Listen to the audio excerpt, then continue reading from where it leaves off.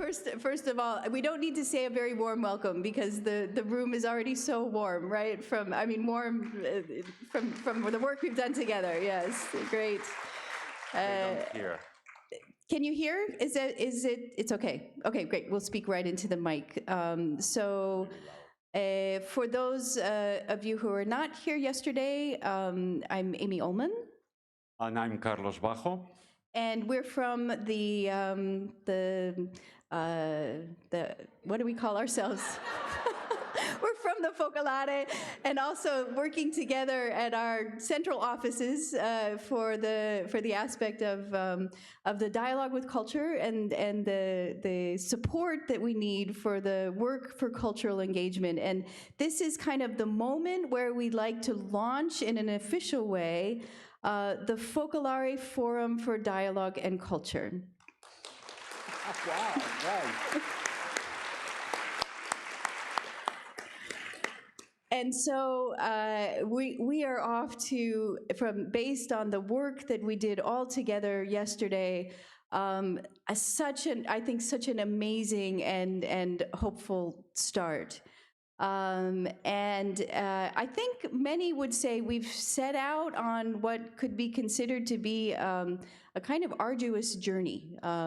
The work of the overarching question that we asked for ourselves for this gathering is, in the midst of heated political and cultural polarization, can we say anything at all about political questions, economic structures, and what should be our guiding source of orientation? As many of you know, the Focolare movement actually emerged during another intense global crisis, the ruins of World War II. And Chiara Lubich, our founder, the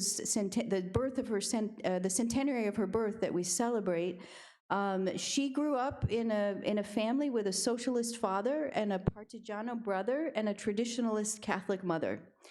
And she learned to navigate some of these differences in her own family, and then huddled in the shelters during the war.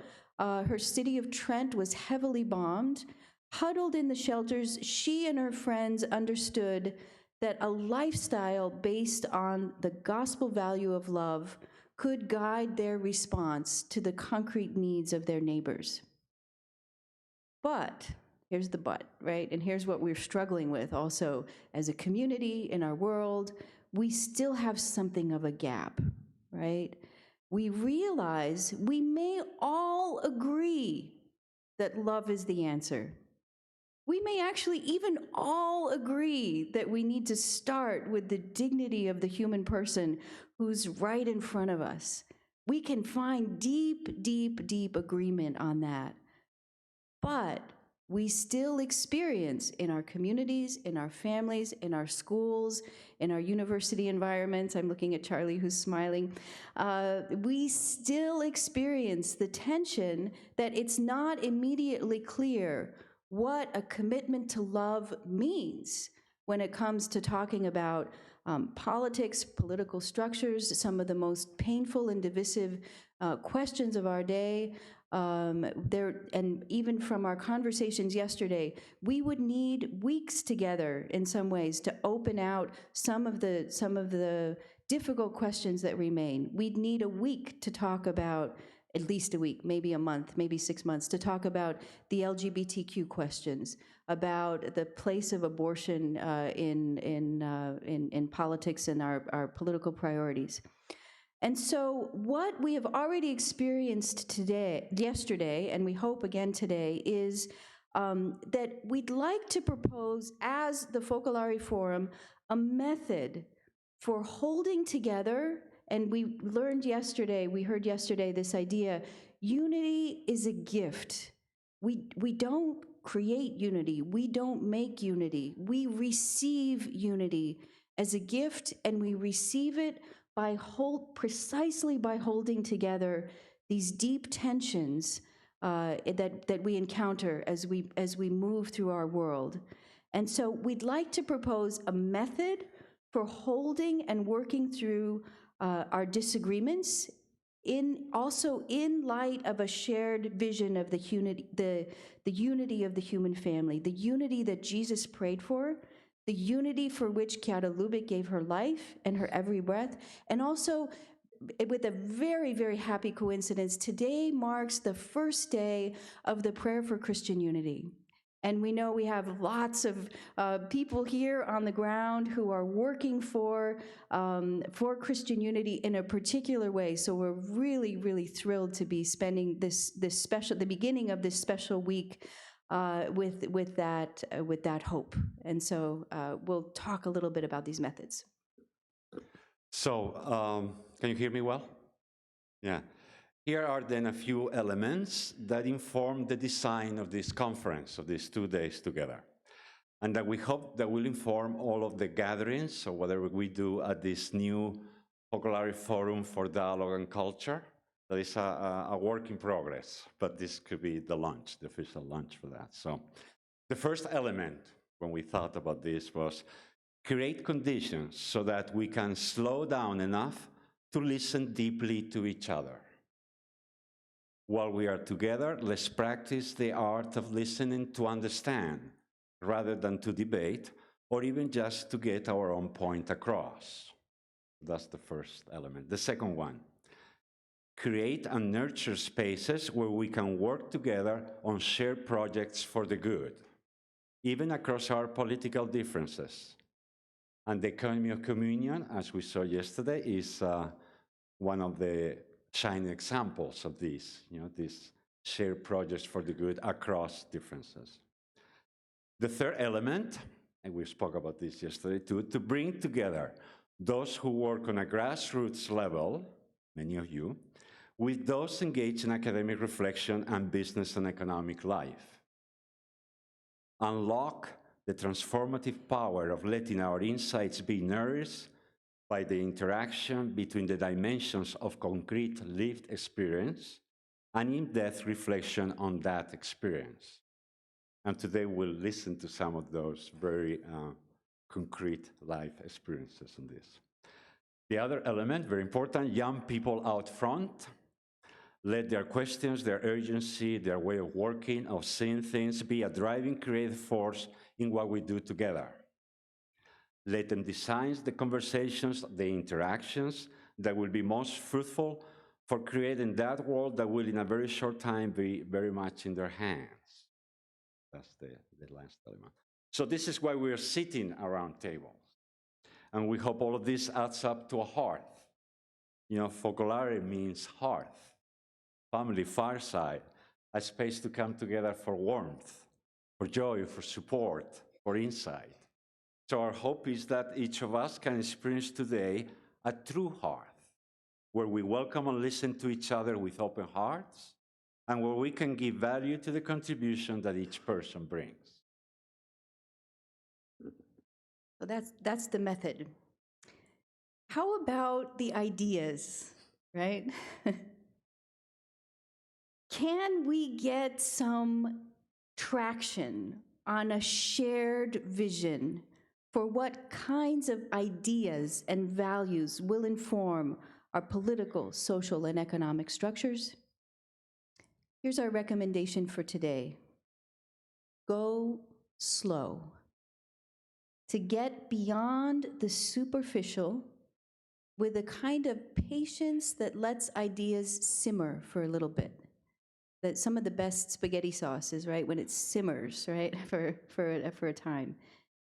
And at the same time, let's keep our eyes peeled for the transformative power of some of the big ideas that the spirituality of unity offers.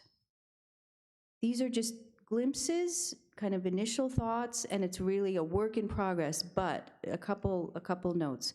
Number one, reflection on the insight that emerges when we try to identify, acknowledge, and find meaning in suffering, and to help others to do the same. Keep our eyes peeled for that. Number two, reflection on the trust that emerges when we try to create warm and open spaces of concrete support and love. grounded in love of neighbor, what we call in the Focolare the art of loving, so as to be attentive to people's concrete and spiritual needs. What are the insights that emerge from that? And number three, the power of genuine reciprocity, where marginalized people who would otherwise be pegged as a burden are actually valued for the real gifts that they bring. And so this moves us far beyond philanthropy into what our tradition calls, what some traditions call a life of communion. And so those are just a few. Keep your eyes peeled for the way in which insights may be bubbling up around those ideas. We would like to invite now I'll just say, one of my very, very, very, very, very best friends, Deborah Cantrell, who teaches law at the University of Colorado in Boulder. She's a Buddhist. She is a deep thought partner for all of our Focolare projects, not just regarding law, but the economy of communion, the effort to bring the category of love into our academic reflection. We turn to each other in times of distress and in times of joy, and are a tremendous support for each other in our work and in our teaching, in our effort to bring these ideas also to our students. So we'd like to invite her to come up to give just a brief reflection from a Buddhist perspective.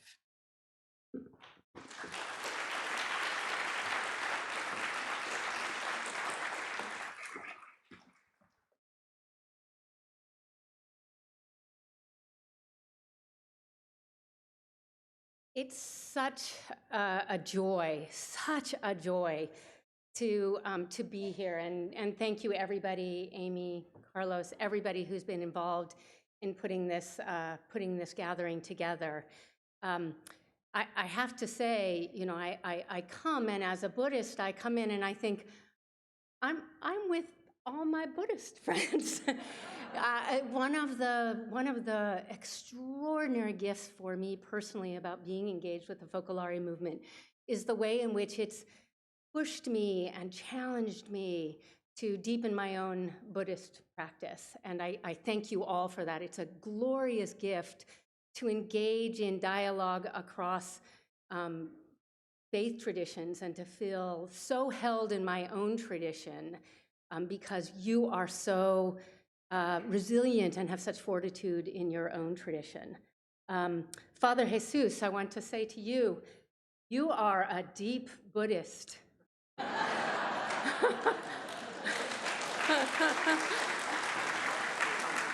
You challenged me yesterday in your 2 remarks in my Buddhist practice, and I thank you for that. And one of my first reflections to Amy and Carlos's framing is that to be here and to hear things with such Buddhist ears is a deep reminder of one of the key features I think we're saying, which is all views are partial. And so that I heard everything with Buddhist ears was a reminder to me, what work do I need to do to hear better with Catholic ears? I do not have those ears, and how do I develop them? And so to feel that Father Jesus spoke to me as a Buddhist was to remind me I need to hear you all also as Catholics. The partial views that we all hold, and we hold dearly, are in fact just that. They're partial views. How do we all come together, and in the partiality, all those bits and pieces, we create the unity, right? There is unity there, and that unity is not agreement. It is perspectives that all generate and percolate and press us. And so in the method, to take time to reflect is, to me, through my Buddhist ears, to hear all views are partial and all views are important to come to the table, and yet to hold some real humility about the partiality of my views. Where is it that I need to become a better Catholic to both be a better Buddhist, but also then to be more present in conversations with others with whom I will hold disagreements, and deep disagreements that need not be resolved in order for us to come together in the second part of the method to do works of good. To do works of good don't require us to have complete agreement. It requires us to understand the dignity of humans, which Buddhism and Catholic thought share, and many, I would say all faith traditions share. That's another piece for me as a Buddhist that really resonates, which is the commitment to the prosaic, the ordinary, the everyday. Every day is a perfect, deep moment of practice for me, and the method that you've described really offers up to me a way forward as well. If you speak to Buddhists, one of the things you'll hear often, a kind of joke, but also a saying we use to remind ourselves is, you want to practice? Go do the dishes. Go do the dishes, right? Every mundane moment is the moment where we could find a place of good. And so I commit to all of you to try and show up today and just do the dishes with you. What would we find today by just doing the dishes together? I suppose if there's another piece I think about, it's the young folks out in front. And I don't know how much you all know about Buddhism, but one of the pieces it shares a lot with Father Jesus's remarks yesterday is a real understanding that what sounds like it is dichotomous and binary and opposite is just to say that it is a bigger circle you're not envisioning that will get you from here to there and then back to here. And so when I hear young people out in front, I say, yes, and young and old, that's binary. No, we are all one in some kind of way. And for Buddhists, that often is a reflection on bring your beginner's mind to this work.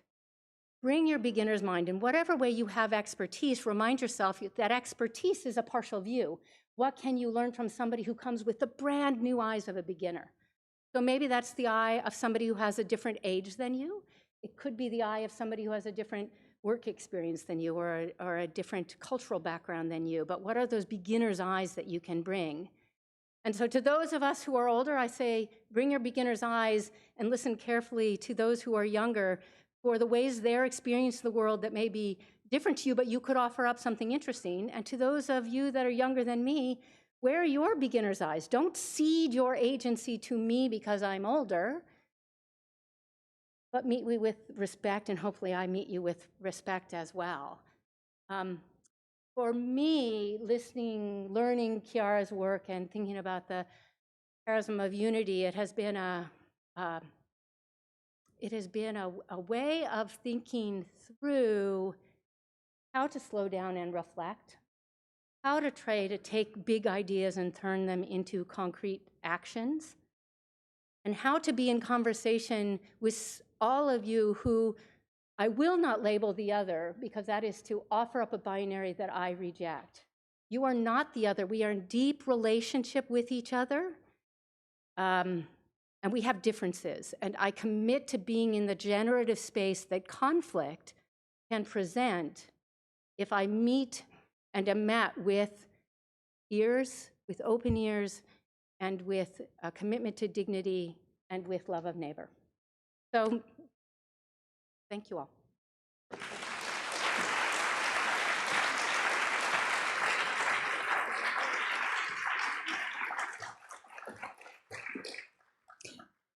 Deborah, thank you for this incredible horizon also that helps us with our conversations today.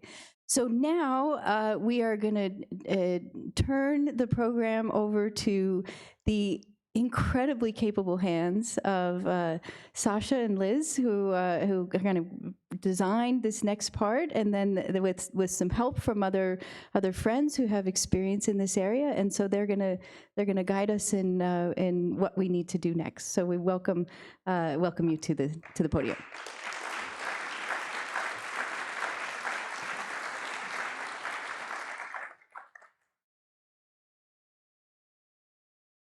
Good morning, everyone. We'll open up this session with a panel, and that panel will go for, I'm looking at the schedule, so already I'm a little off, but roughly an hour. Then we'll break for about 15 minutes, and then come back to this room at your tables to experience an interactive activity.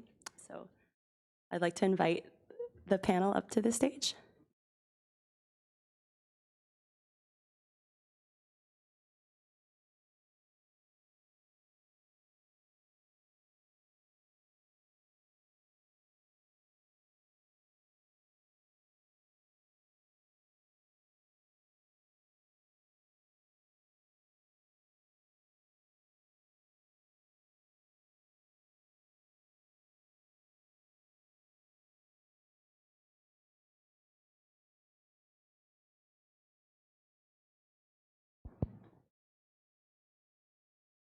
Mic test.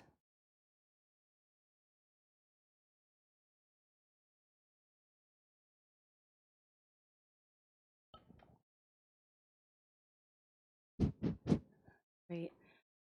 All right, good morning, everyone. Welcome to our session, A New Economy Rooted in the Life of Communion. My name is Sasha Ongtenko. I'm the director of Cara Connects, which is a social enterprise and mission-driven staffing firm located in Chicago, Illinois. As a mission-driven staffing firm, we take elements of the traditional temp staffing model and really repurposed it and re-envisioned it in a way to create more value for both job seekers who are facing barriers to employment and employers who have issues and struggle with recruiting and retaining talent. So by exposing them to each other, companies really have access to untapped talent pools and non-traditional talent pipelines, and people who have a hard time finding jobs hopefully get that access that they've been limited to. Before I introduce the panel, I wanted to provide some context for our conversation, and starting with just the sort of economic conditions we find ourselves in today here in the US with our workforce. So our current unemployment rate is low. We have a tight labor market. 3.6% is that unemployment rate. So often people tout like, what a healthy economy. There are a lot of jobs out there, which is true, but what is often not captured within that unemployment rate is the reality of underemployment, which contributes just as much to the issues of poverty, disenfranchisement, and marginalization. And so when we think about that, there's a considerable amount of underutilized labor in our current economy. And so there is a study that the National Skills Coalition released last year that reports that there's also a continuous demographic shift towards greater diversity in our workforce. And by 2030, more than half of our current workforce will be people of color, and all net new workforce will be people of color and immigrants. So just to kind of paint that picture that we really need to be thinking about the populations that have been historically excluded from the workforce. Another interesting fact in terms of the racial inequity created by structural barriers in our economy today is that the racial wealth gap, if there is a racial wealth gap, and if it didn't exist specifically for Black and Latinos, we would have an economy that would be $2.5 trillion more abundant and wealthy. So just to say that there's a real, there's a racial imperative to really think about our neighbors and to really think about those who we have just left behind or who are discarded in society. Who here is from Chicago or from Illinois? It's just a show of hands, because I'm from Chicago. So I have this data more in my head. But in terms of Illinois, 12.5 million residents in Illinois there are 12.5 million residents, of which 1.6 million people live in poverty. That's 13% of the total population. And if you break down that percentage of the total population living in poverty, 26.5% are Black and 17% are Latino. So we're talking individuals who are facing barriers to employment due to a number of factors: lack of access to housing. There are structural barriers that keep them from accessing employment because maybe they have a criminal background, lack of access to mental health services. And so what happens as a result is when you don't have access, then you fall into underemployment, you go into the informal economy, which more or less is like economy that doesn't get recognized. It results in a lot of tax evasion. People are at higher risk for injury, lack of safety at work, and there's constant job insecurity. So there's really low quality of life in that regard. And I would say that there's a lot of great efforts out welfare, social services, government-funded initiatives, and we're all participating in this sort of healing aspect of job seekers and people who have been affected negatively by poverty. But there are, there's so much more that we need to do, as we've heard from Pope Francis, in terms of changing the rules of the game, changing the rules of the system in which we currently operate these businesses, that we need to think about and agitate so that we stop a system that produces poverty. And so just acknowledging that so many individuals are making logical decisions daily, and those logical decisions are really within a system that's fraught with these structural inequities, and oftentimes we don't know that other side. And so when Chiara had her vision for the economy of communion in Brazil, that was a lot of what she was looking to. There are these haves and have-nots, and so much of that is like our relationship personally with our neighbor who is a have-not, but really, what are we doing about the system writ large? And what is the role now of businesses to be able to redistribute that wealth and make it possible for no one to be in need?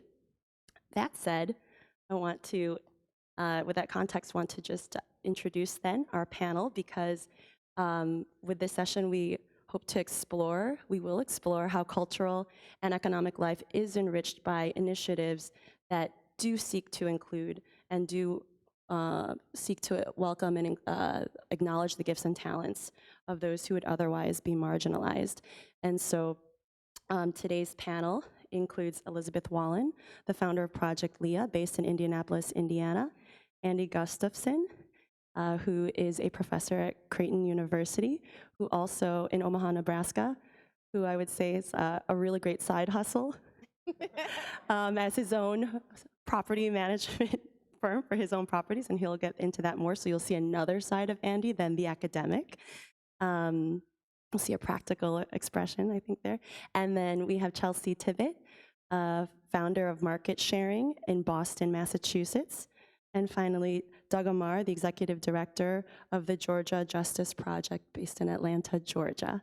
So thank you for this panel for joining us. And you'll see that there's a spectrum of organizations and initiatives represented here, from startup stage through, I'd say, mature stage, when I think of a 30-year-old or more Georgia Justice Project. So with that, we're going to jump into our first question for the panel, which is, how is your initiative an expression of inclusion in this current economy?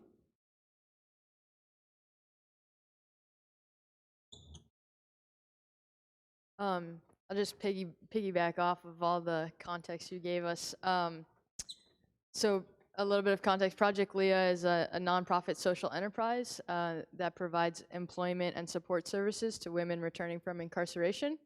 And we do that by way of repurposing discarded materials into home furnishings and accessories. And when a little closer, okay. Slower, okay, yeah.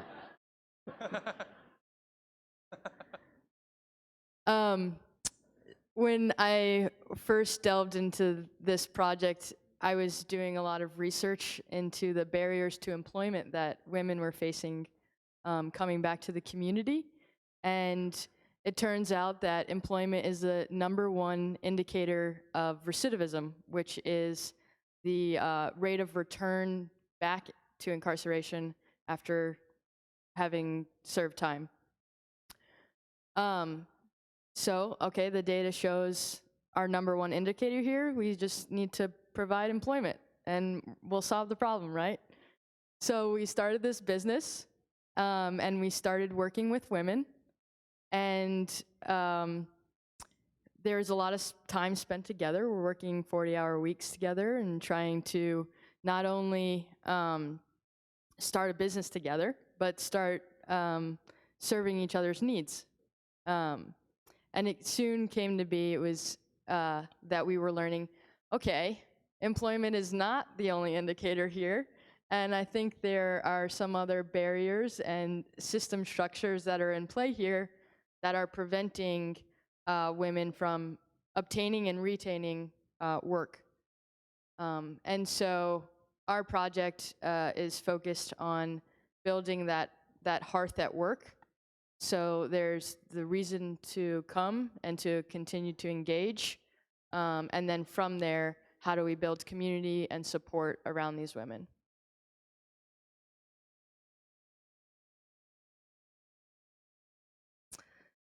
So a little bit about market sharing. We cook plant-based meals, very nutritious meals for individuals in the Boston area who are experiencing homelessness, they're experiencing hunger, they're suffering with mental illness, substance use disorder, and most of them are living on the street. So I am a public health nurse, and I'm privileged to meet these individuals through my work and kind of understand their needs better. And so this initiative started very spontaneously, but organically nonetheless. And what's just as important as bringing nutrition to these folks is letting them know that there's a group of us who came together and spent our day to cook you something healthy from our heart to share with you directly.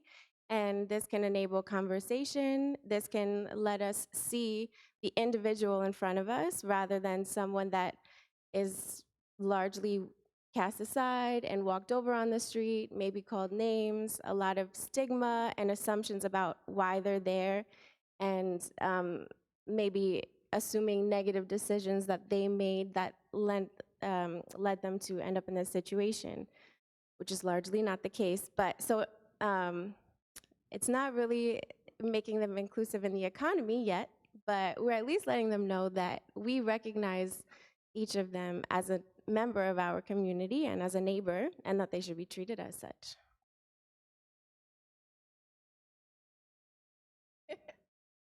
Fight over it. So I don't have an organization per se.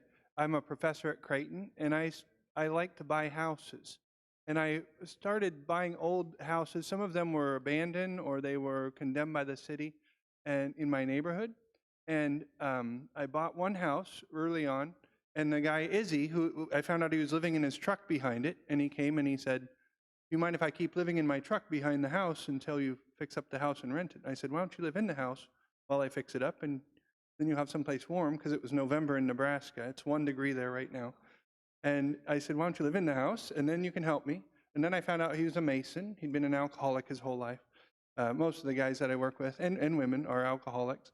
And there's people who can straighten out their life and not be alcoholics. Most of the people I work with, I have not found that to be the case, but they still need help too, and they still need consistency. Izzy ended up working with me and for us for about 11 years, and we always provided him a place to stay, and gave him, made sure he was taken care of, and he helped us and helped his family. We would send money to his daughter in California and things like that. He ended up dying of cancer a year ago, and he was even in our house for a couple of weeks to end on hospice care in our living room. So we really became close with him. And there's other guys that we've met along the way that we've also gotten close to in that way. I don't know that we've had a real intentionality about let's go make this big organization, but we do have now 25 properties in Omaha, and it's been a joy to be able to get to know these people and help them and provide some housing for them and some stability, but also to give them a place in the community, to give them a status. I send them to go get something at the hardware store, and everyone knows they work for Andy, and so now they have status. That help them to not just be around their alcoholic friends that are drinking all day. They have something to do. So they have a purpose. They have work, which is what God wants all of us to do, to have a sense of mission. And they want to say, "Hey, did you see what I did today?" They always wanted me to see that. That was almost more important than getting paid. So it's been I just like to fix up old houses. I saw that as an act of redemption in my neighborhood. I like doing that. Found these guys along the way. They've helped me and blessed us in so many ways. Don't know, I'll never replace Izzy. He's a friend that I'll never have another friend like Izzy. And so God's really blessed us through that. But it's been something where we've gone along. I thought I liked to fix up houses, and then I found out God was really helping me in some ways to bless these guys And then as we've had different renters, we've found people, because the question is about marginalized, we found that we sometimes have renters who are, in the last few years, they've been very nervous because they're undocumented. We've also found guys who come to us, they say, hey, we heard you will rent to people sometimes others won't rent to. Will you rent to felons? We have a house full of felons. I had a sex offender who actually I invited to live in my house with me. So I was a professor at Creighton, and my house was on the sex offender registry list because I had this fellow living with us. So there's choices like that made that have messed up our lives in certain ways or made them. When you're working with those in the periphery, your life is close to the edge of that messiness, very close, and you sometimes get stuff on you from that. But it's been a joy and a blessing to do that. So that's been much more organic, I guess, than a organizational plan and vision, but it's worked out well, and we're grateful for it. Well, I'd like to think we all start out organically, and our work did too, as well. So I'm honored to be here. I'm very privileged, and I thank the Focolari community, and I really thank God for the opportunity to meet everybody. Most of you know this, that America incarcerates more people than anywhere else in the world. We have 5% of the world's population, but 25% of those incarcerated. Now, hopefully most of you know that by now, unfortunately. But it doesn't stop there. And this path we've been on as a country for 30 years, since the late 80s, doesn't stop with us leading the world in incarceration. It also means that those who have once been touched by the system, unfortunately, are forever touched. So in America, according to the Department of Justice, about 100 million people, almost a third of the population, have been arrested or convicted. That means you got fingerprinted, and your information by federal law is kept in a database. I live in Georgia, and we have some terrible numbers on this front. In Georgia, we have the highest number of people who are under correctional control, and that means jail, prison, probation, or parole. 1 in 18 Georgians are under correctional control. In Georgia, 4.2 million of our 10 million residents have been arrested or convicted of a crime. 40% of working-aged adults in Georgia have a criminal record. This system that we started, maybe intending to be tough on crime and create safety, has had a lot of other ancillary impacts. One of the things we have to talk about is the impact of a criminal record. So 100 million people in the country, 4 million in Georgia, having a record has become really the scarlet letter in our society. I often say that what's intersected is the mass incarceration intersected with the information age, where it used to be hard to find this information out. And today, open up your phones, type in somebody's name, type in felon search in whatever state you're in, and you'll pull up people's names. And this is, I'd like to think, an unintended consequence, because I am an optimist. So at the Georgia Justice Project, our work for 30 years or so has been focused on the criminal justice system. Our work really is 3 buckets of work. 2 are direct service, and 1 is policy and outreach and education. And the thing we've done the longest is represent poor people, and I should say, the vast, vast majority, most numbers, 90+% of people arrested and charged in the country are poor. So when we talk about the criminal justice system, we're not talking about the average person sitting in this room. We're talking about people who are poor, and too often people of color, disproportionately. So our work is focused on that population, because if you work in criminal justice, you're going to focus there. But the first thing we do, or the first 1 bucket of our work, is a holistic defense work. We represent people who are not governmental funded. We don't take court appointments for the lawyers in the room. I should ask hands for that, but you all don't want to know who's the lawyers beside you. What makes us different is that we represent people free of charge, but we follow our clients long term, into prison and afterwards. And we more and more deal with our clients' families, and then help people when they get out of prison to get back on their feet. The second thing we do is we, in the last 10 or 15 years or so, have a whole other area of work that people knock on our door and say, can you help me? And we represent people to overcome the impact of a record, what I like to call reentry lawyering, because there's many, many impacts that somebody who's been arrested or convicted. And the third thing we do is we change laws, and again, focus in Georgia, because of course Georgia needs it, the country needs it, but we're focused in Georgia, is to help people really to overcome the impact. So we've, in the last 10 or so years, we've helped and written about 19 different laws that passed to make it easier for people who've been affected by the system. I'll stop with one quick story, because I'm like Andy, I believe in the power of story. A few weeks ago, we had a lunch in our office, and our office is small, about 20 people, at least on staff, another couple hundred volunteers every year. And it's a young guy, well, he was young when I got to know him, but Willie had just gotten out of prison. And he had landed well, we helped him get a job. He brought his former wife in with him, because she was the one who could drive, and we had this great lunch together.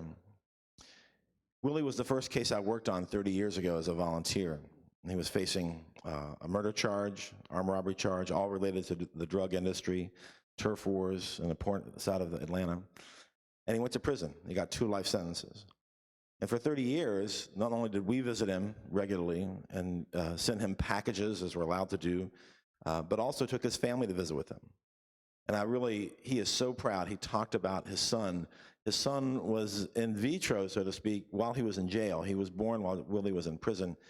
And his son is 24 years old and graduated 2 years ago from Morehouse College and has an amazing career.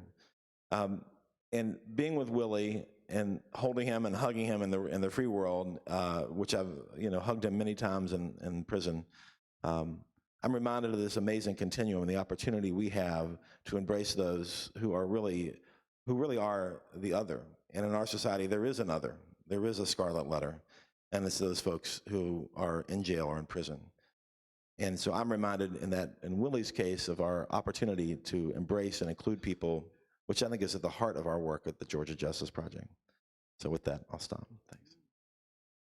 So what I'm hearing from the panel, from all of you, in terms of inclusion, the act of inclusion is essentially the act of seeing your neighbor, seeing others, recognizing them, valuing them as a start. And that's something that, regardless of if you have the entrepreneurial acumen or mindset, or that in your own workplaces, in any community that you're currently living in, there's the opportunity to include simply by recognizing and striking up a conversation when you encounter someone whom you might not want to otherwise engage.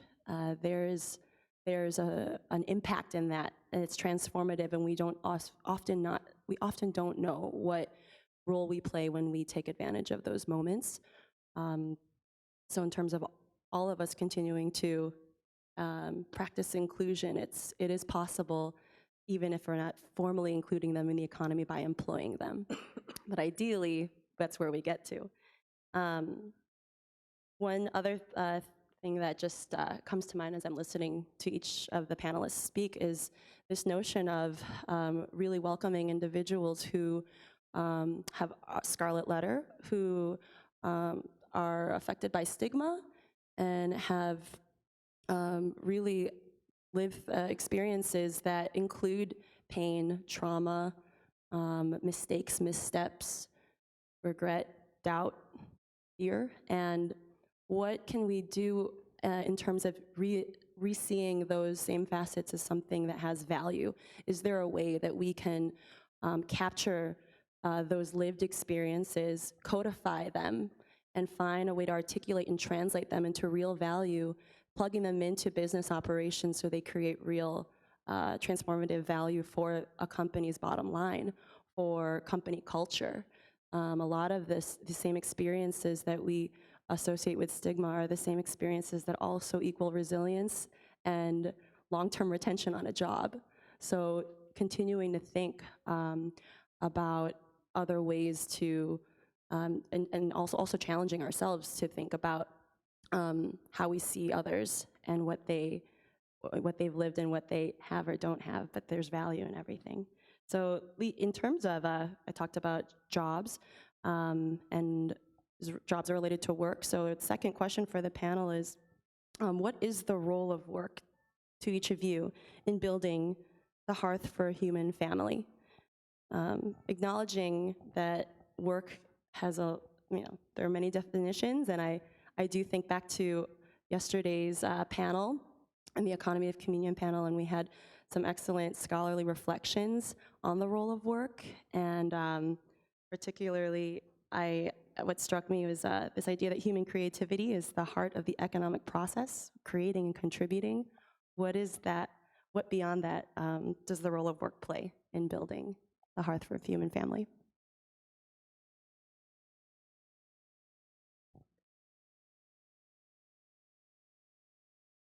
I feel like Liz can talk about work. Yeah, we do a lot of work. So that's what we do. I think there's many aspects of work that are a useful tool in inclusion and in building community. I think often, especially in America, we have this a large focus on productivity, right? And so when you're at work, I'm here to be productive, get my job done, and get out. But really, it's a place for us to build and create community with each other. And for the population we work with, a lot of that also is in providing a base of stability. And because when they're going home, there is no stability. There's no stability in the housing situations they're living in, or their families, or in their communities themselves. And so by being able to provide that stability, we're giving an individual something to latch onto in terms of, this is one thing that went well in my day, this is somewhere where I had success, and sort of to develop the self-confidence that then translates into better decision-making and a sense of being. I think it also has these ripple effects. So actually in December, I brought it up. I was like, why don't we, you guys, why don't you just organize something? We need to do it, we'll have an event, but why don't you organize it? And so they spent about a half an hour talking together and working, and they said, we want to do a community brunch for the holidays. So they said, okay, let's do a pitch-in, because we might not have all the resources to do that, but I'm sure maybe people will bring things. So we just put it on Facebook. We said, okay, we're gonna have a community pitch-in brunch, come out and we'll just have a good time. And the ladies kept asking me, like, do you know who's coming? How many people are coming? And I don't know. I just put it out there, we'll see. Whoever shows up, shows up. Certainly we'll have enough food, because for every person that does come, they'll bring enough for 5. So, and so the day came around, we all came, and we were sitting there. We have this very long table, work table, that we have to use for other things as well. And people just started coming in, and there was way too much food. And we all sat around and we were talking. Everyone was having different conversations. And then we ended up actually making these little wooden snowmen from scraps that we had from our own production. We use scraps, but then we also still create scraps. And so kids were painting and people were sewing. And then some of the women got up and started teaching others how to use a sewing machine, which they had just learned how to use a week or 2 ago. And these were all things that I was, in my head, I was like, this wasn't planned for. And so it's really a place where we can just open ourselves in work to invite others in, and then from there we just don't know what will come of it. But usually only good when we open ourselves up, so. Yeah. Maybe for Doug, and when I think of the role of work in terms of how that impacts recidivism and impacts just those that you serve, and how it can transform their situation, what you've seen in your experience. Start with the data. That's what they tell us, right? So you mentioned 3% unemployment in the country, which is true. And you're probably familiar because of your all's work. that there's studies that say that those who are formerly incarcerated, the unemployment rate is 27%. 27% of people who have been arrested and particularly convicted, I think it's convicted of a felony, are unemployed. The ABA, the American Bar Association, did a study a few years ago. They wanted to capture how many laws in the country impact are basically what's called collateral consequences. A law that says if you have an arrest or conviction, that fact can be used against you, not for you.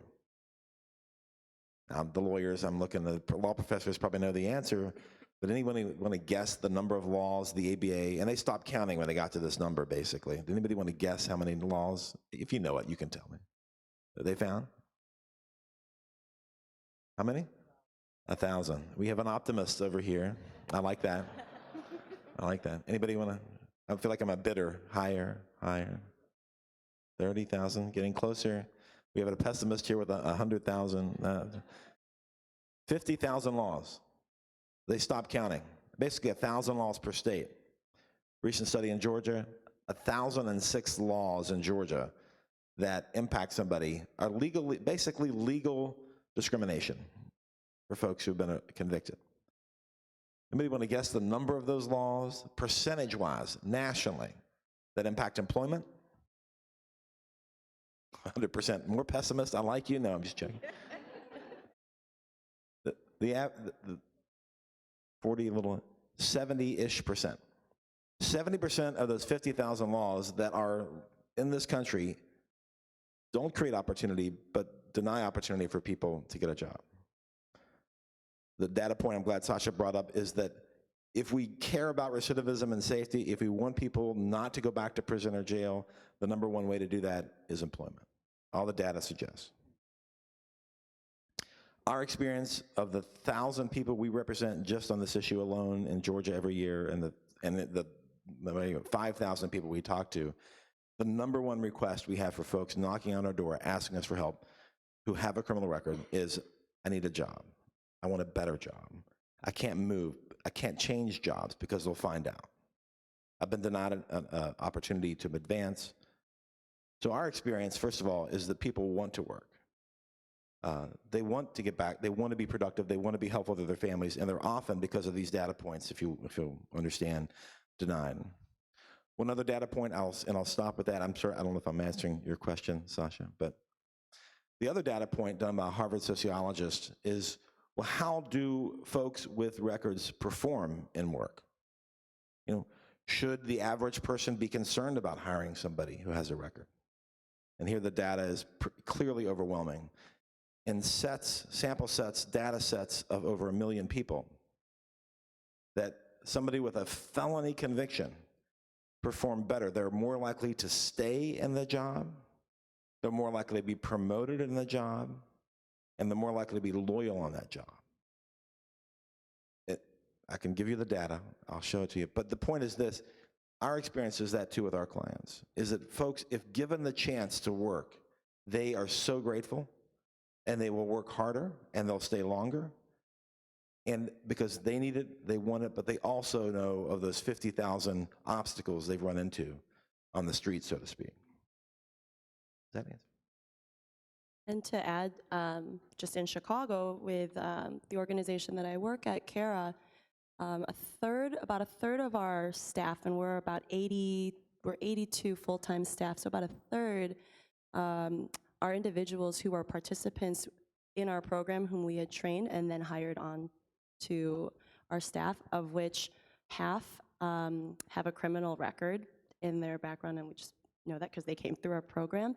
And those individuals who were hired, we're going back like 8 years, 10 years ago, are still at CARA.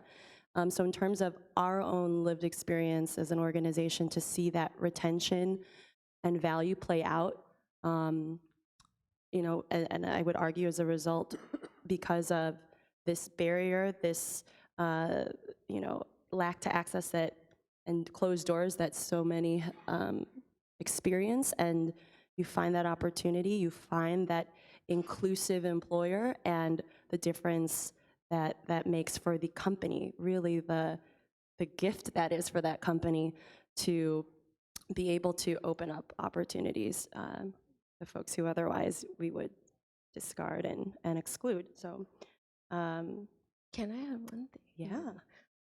Even though I don't employ anyone yet, the folks that I work with, they, like I said, they're struggling with a lot of survival issues, right? So, but what I do see is that people who are suffering with substance use disorder, we know, and we spoke about it yesterday, how loneliness is kind of plaguing the world, right? So, and we know that loneliness is a major cause or catalyst for substance use disorder.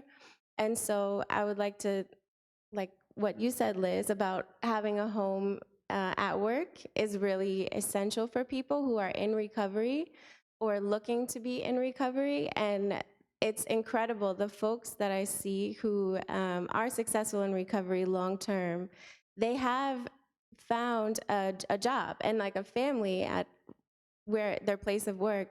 And actually, before I flew out here, I ran into someone that I didn't recognize, because the last time I'd seen him about a year ago, he was very disheveled and disorganized, living on the street and dealing with a lot of mental illness. But he was given an opportunity in recovery to now become a recovery coach.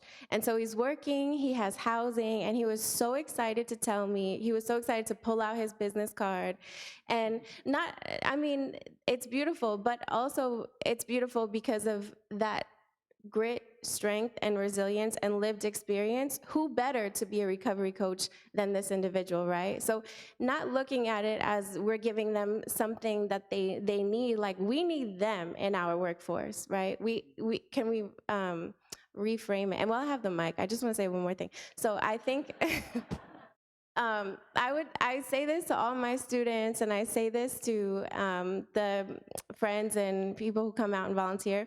One thing that everybody can do is make an effort in our rhetoric and language to use person first, person who is experiencing homelessness, a person who is suffering with substance use disorder, addiction, a person who is, if we just make sure that we're very intentional in saying a person first, that already is kind of bringing people back in. It's not, you are this, no, you're a person like me. And anyway, that's something everybody can do.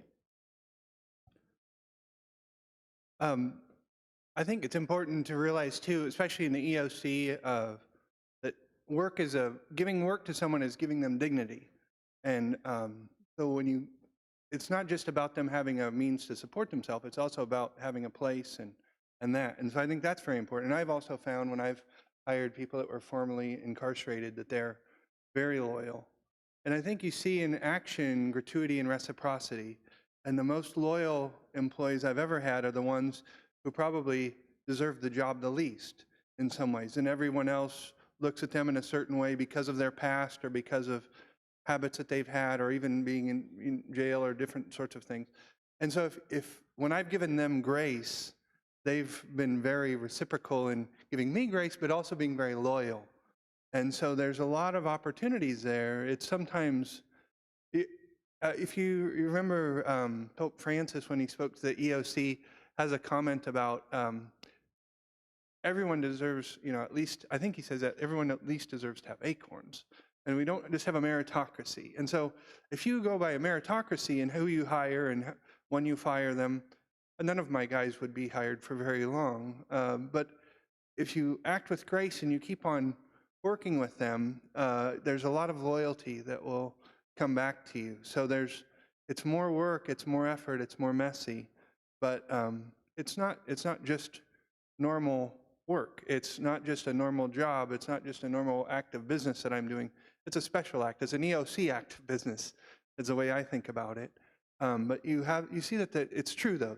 The gratuity and reciprocity come back to you as well. And I've seen that again and again with my guys.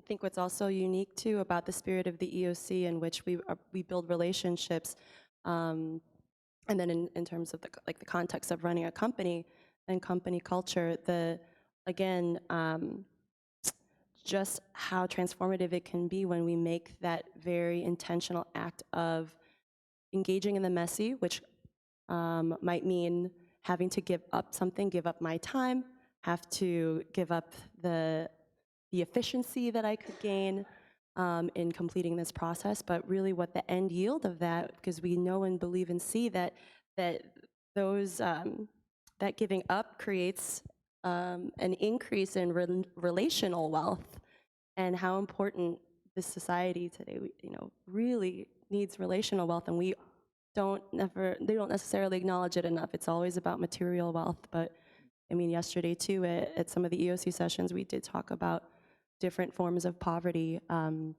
terms of relational and financial poverty, but poverty of spirit, and all of these things that we bring to the table when really choosing to live out the principles of the economy communion, be it running a business or within our own workplace, or if you're in school or wherever context you find yourself in, it's transformative.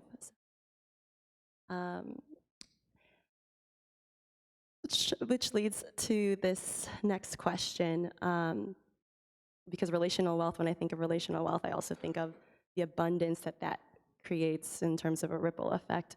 How can we use these types of projects and initiatives to promote this idea of an abundance mindset to distribute resources more effectively and efficiently? I'm going to actually ask Liz to start with a response, to be able to speak more to what an abundance mindset means, since for some it might be a newer term. In the most recognizable term here, I think that would be called providence. I think that's the way in which Kiara started this whole movement, was with this abundance mindset, that there must be the resource that someone needs out there, and we kind of just have to put it out there and hopes that it comes back. So operating with this optimism and this hope that as a community together, we can serve each other and fill each other's needs. And so I think oftentimes we frame conversations, especially nowadays, that our system creates so much waste. And it's true, there's a lot that goes unused, but how can we start to recognize in our communities, in our talents, that what's left to the side is not waste, but resources for us to then tap into and redistribute to our communities and to each other.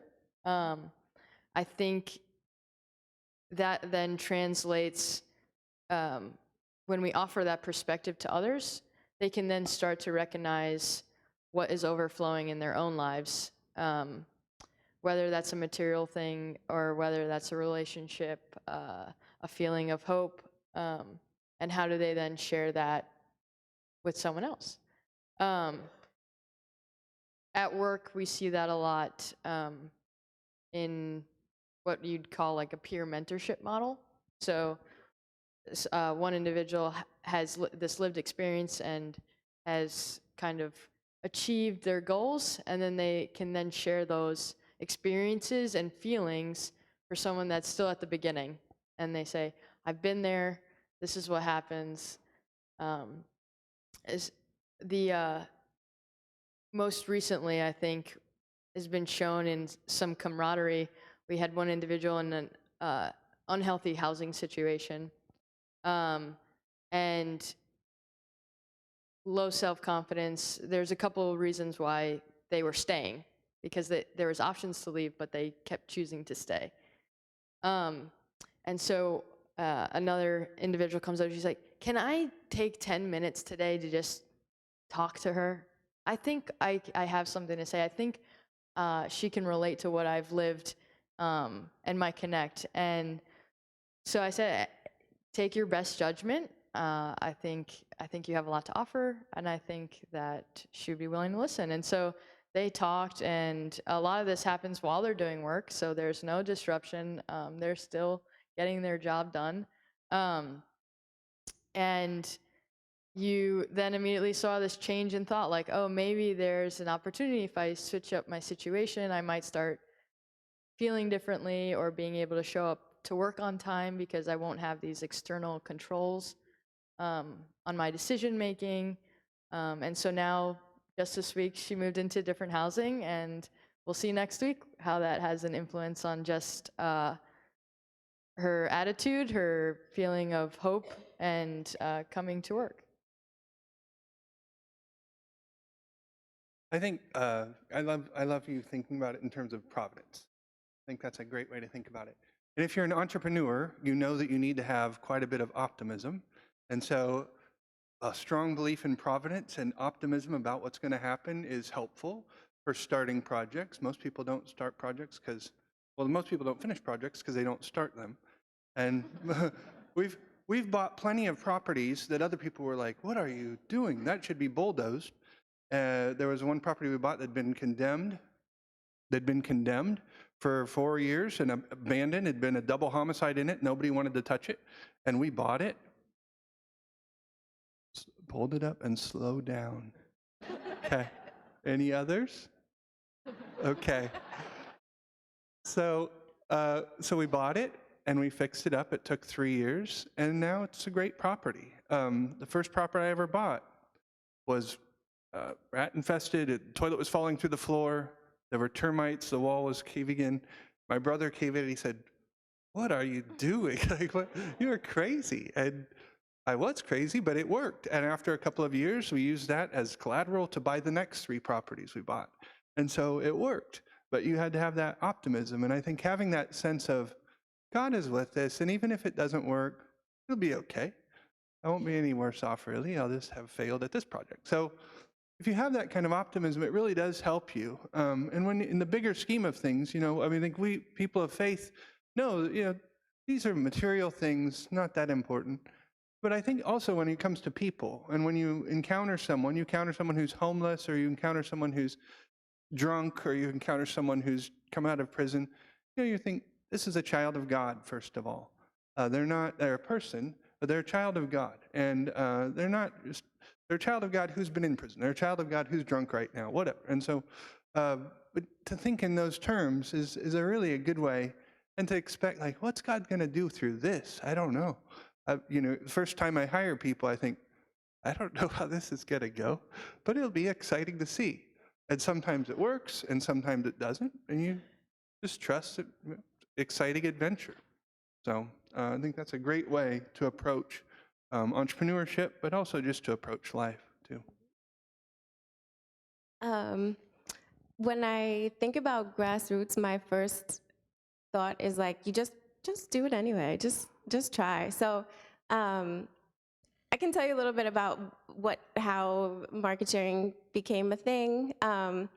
I first was just handing out water bottles and fruit, and then one day I called my friend, "What are you doing tomorrow? We can make breakfast sandwiches for us." "No, like as many as we can, and then we'll just hand them out." And so we did, and it cost $45. And then my sister and some of my friends were like, "Put it on Instagram, more people will help you."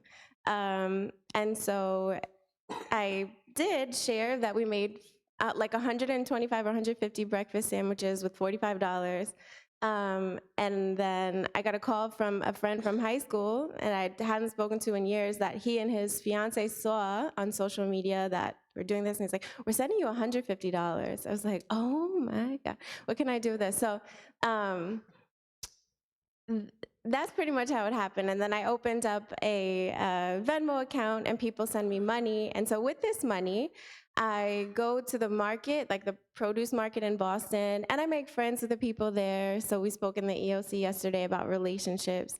So I've made relationships with the people who work at the market. So they'll give me whatever they have in abundance of. And I'm like, all right, let's see what we can turn this into. And we started cooking in my kitchen, which is like a Barbie kitchen. It's very, very small. So but then it was like, okay, we can make 100 meals, we can make 200 meals, we can make 300 meals. We have now like 14 people in this little tiny kitchen, and then I went to, but it's all the time, right? It sounds fun, it's funny, it sounds funny, and when people would come to my house for the first time to help cook, they're like, ooh, we're cooking in here? But it works, and then, but again, it's just like something inside that's just like, it's gonna work out, like just do it anyway. And then I used to work at a restaurant, and I met up with the owner, and he was like, wait, you're doing all this from your kitchen, why don't you just use mine?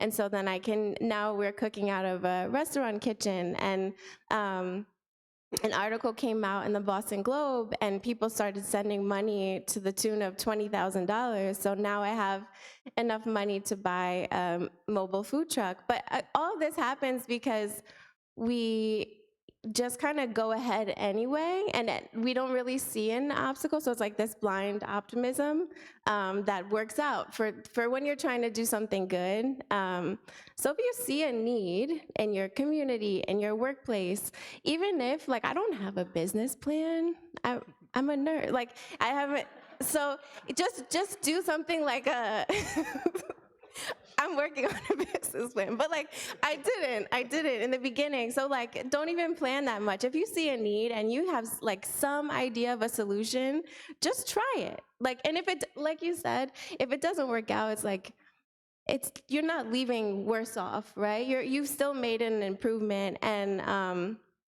at least to make that effort lets other people who you might be helping know that you did make an effort. Yeah.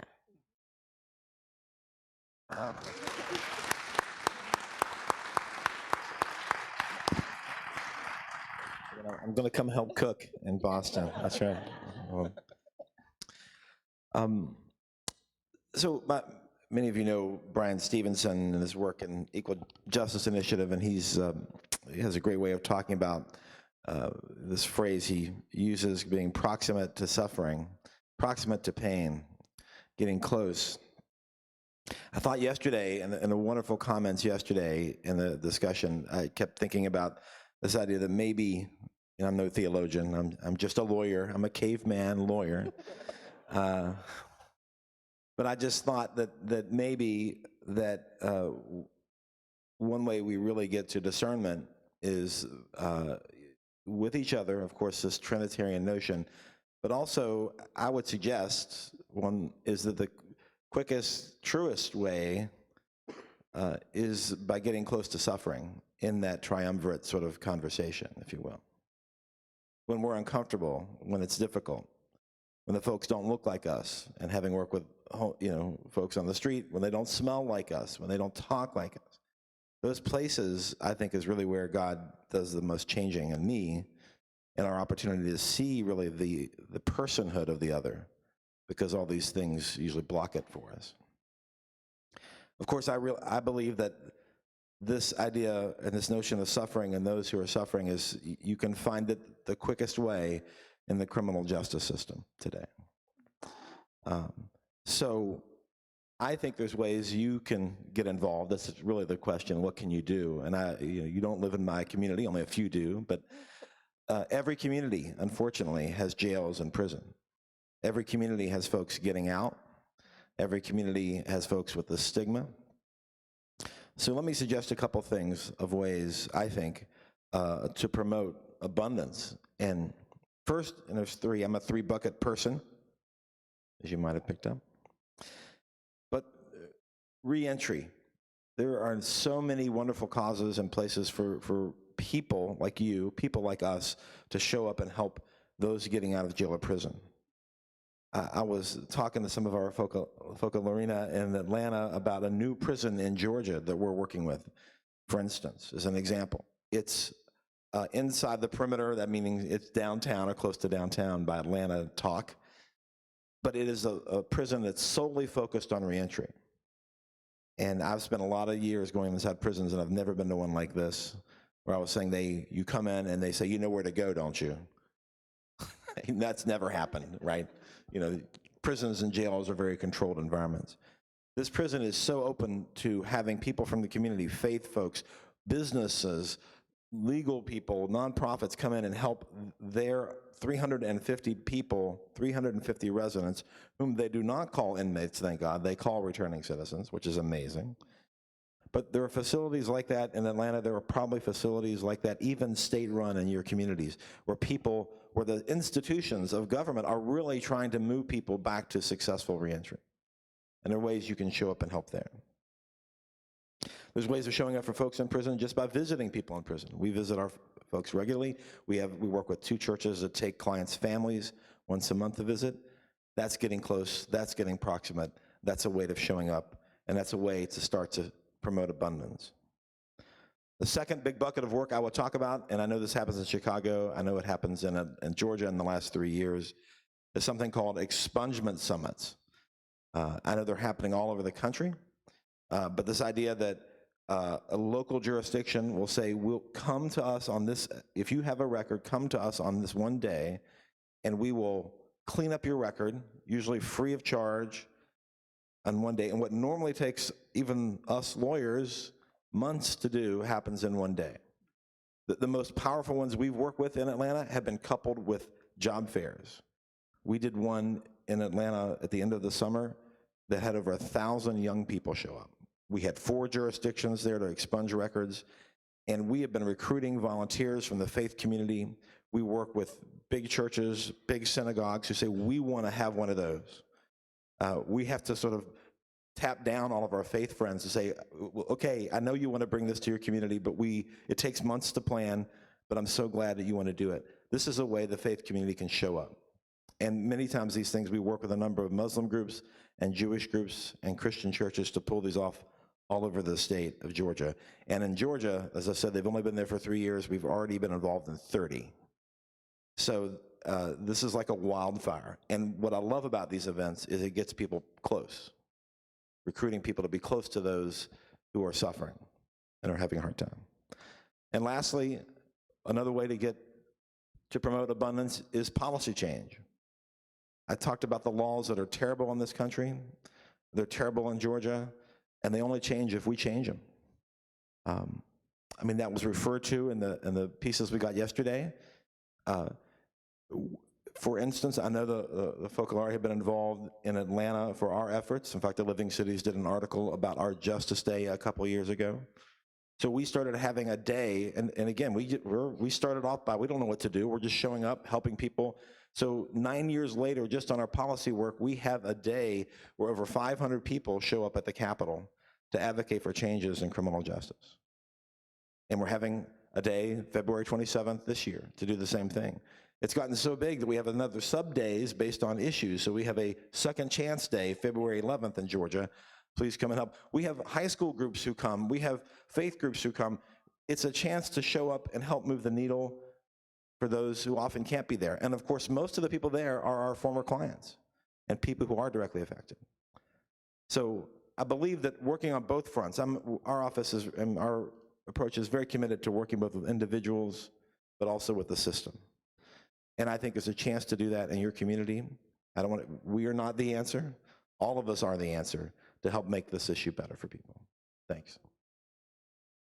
And to add to Doug's comments, just as another idea, since so many of us in this room are still employed and work somewhere, there is, I think, an opportunity for each of us to adopt an abundance mindset and have that trust, leverage our relationships at work, take calculated risks, and be a champion for those who we know are out there that currently don't have access to employment opportunities, resources, training, skills. And if your company provides that, companies can fund these skills training programs and share their intellectual property and share their knowledge and expertise. Companies obviously hire, but when there's a champion internally that's really working to influence and shifting perspectives and mindsets of those in power, those decision makers at where you work, that can be monumental. And that truly is sort of a systems change approach that you can take from just being one person within your organization. So with that, I want to open it up to the audience. If you have questions. The floor is now open for the panel for anyone that has anything burning that they want to ask. I was thinking the best way to do this because I did not think through passing around a mic. Bill Donahue, she is. Too old a reference. Oh, I know. Well, you did. That's when you're old. Thank you for the panel and for all the good work that you're doing. Yes, ma'am. A little closer to the mic. So thank you. One of the things that I think we're all here dealing with some type of symptoms of the society, of laws, et cetera, et cetera. One thing that we've experienced, and I would encourage us to think about, is learning disabilities. 70% of prison inmates are learning disabled, first of all. Second of all, it is physically impossible for a learning disabled person to be below average intelligence. It simply can't, statistically can't happen.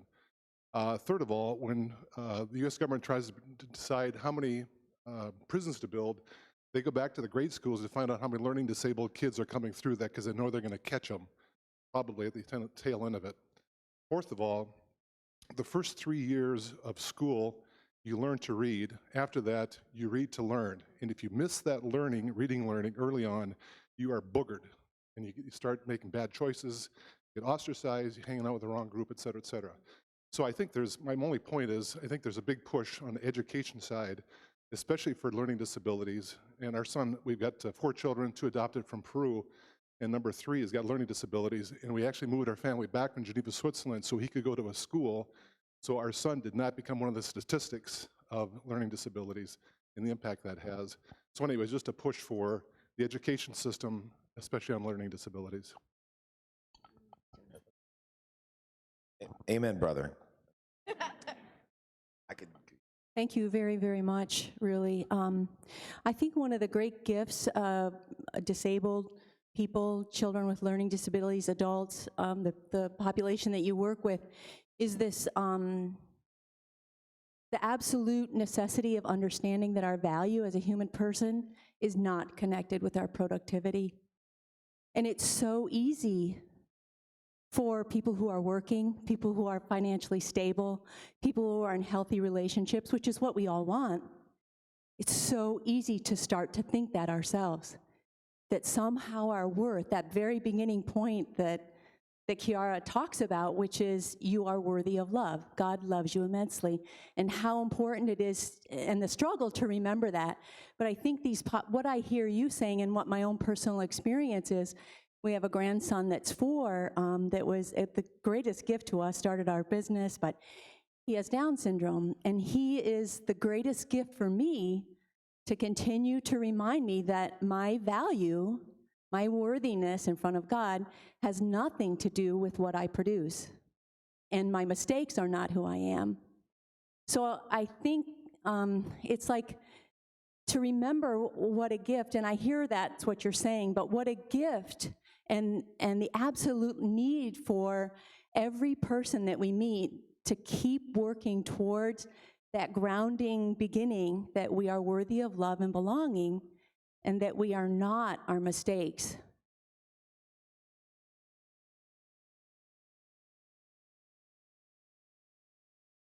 I just wanted to say a little bit about, if everybody wasn't aware of just what a community effort Project Leah has been in Indianapolis, and the outgrowth from the economy of communion, and then the support that the local community has given Liz when she took this step to do this daring project, what that meant to the success of Project Leah. And that came in all kinds of forms of people coming in and working on everything from building cabinets to electrical to fundraisers to whatever. But it really is a fruit of this community effort, the identification of incarceration and prison related kind of work that the community does. There's also work being done in Indiana prisons with the local community, music for masses being said, visits to inmates, concerts we've put on inside the prison. So there's this kind of whole effort that the local community has kind of rallied around. It's been a great experience for us. So.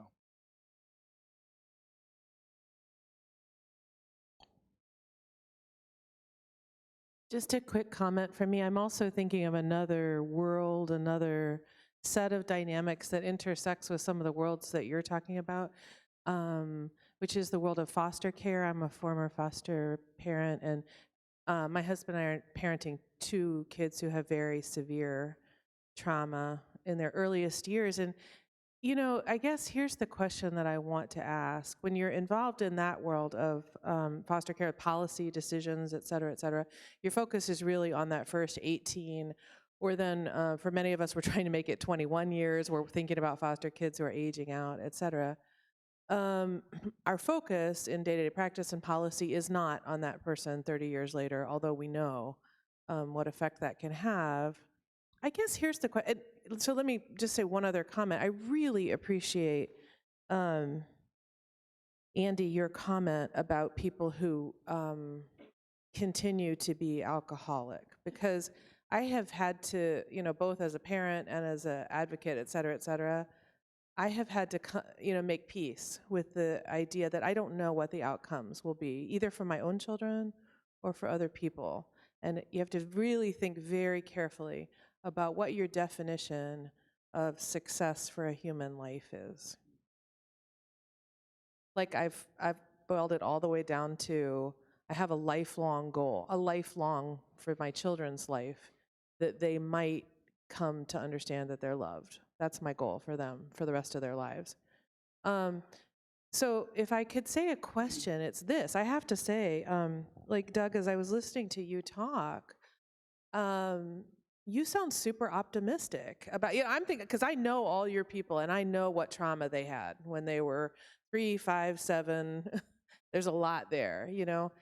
In fact, such that it becomes really hard, as you know, I think, for many people to even achieve desiring success for themselves, to know themselves as someone who could live in a stable way, and to get comfortable with stability, because that's really uncomfortable, you know, the whole thing.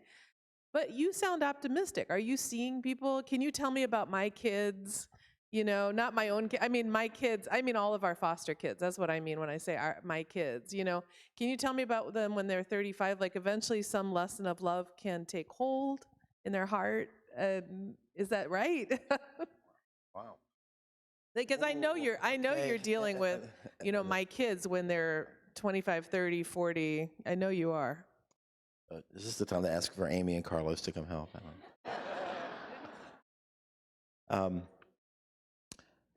So first, let me just say, I really appreciate your point about optimism, and I've been doing this work for 30 years full-time, and I have people come to my office often, and they, in fact, I think law professors are the ones who first got me thinking about this. They started coming in, meeting our staff, and they're like, you all do this heavy work, but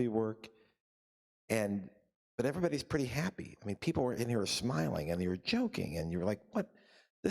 Most people who do criminal justice work, it is heavy. I mean, here's the way I frame it. Most people are fighting against something. They're not fighting for something.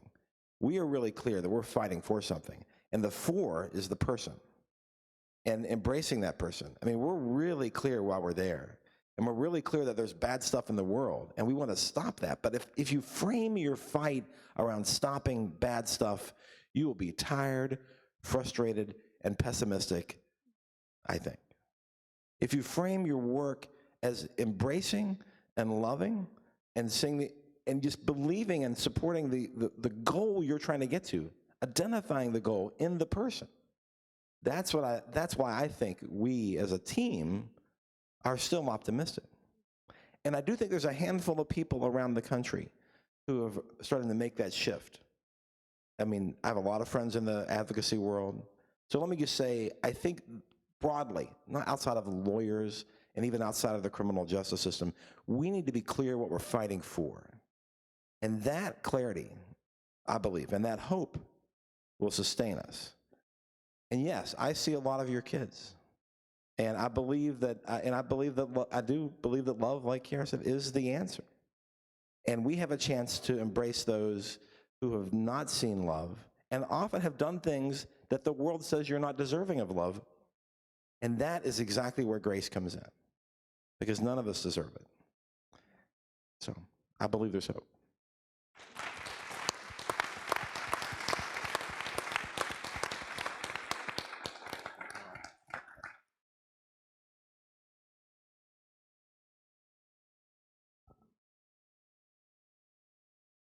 I think we're gonna take a break. Well, thank you all for listening to us and our experiences, and thank you all for sharing on this panel. We are gonna take a break now and then come back at what time? 11:15, and then we're gonna have the second half of our program will be a little bit more interactive and delve into our table discussions and get some real hands-on experience here.